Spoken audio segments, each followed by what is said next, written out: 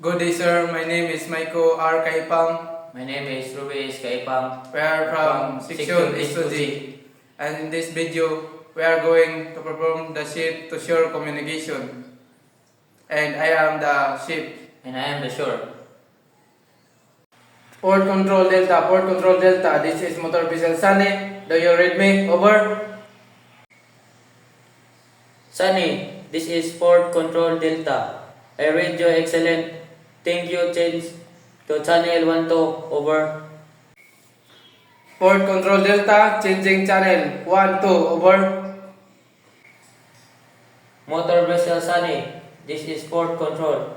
What is your ETA at pilot station? Over. Port Control Delta. My ETA at Pilot Station 2300 hours. Local time. Over. Sunny, what is your call sign? Over.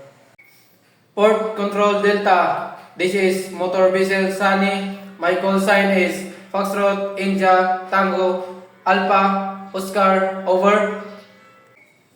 Sunny, what was your last called port of call and gross storage? Over. Port Control Delta. My last port of call was Japan and my gross tonnage is 14679 tonnage. Over. Sunny, do you carry any dangerous goods? Over.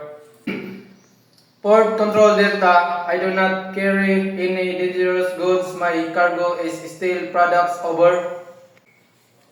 Sunny, your message is understood. You must call when you pass out on Iceland on channel 12. Over.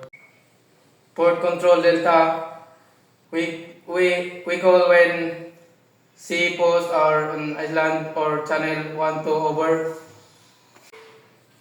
Sunny, stand by channel 10 and 16 and 12. Out. And that's all, sir. Thank you.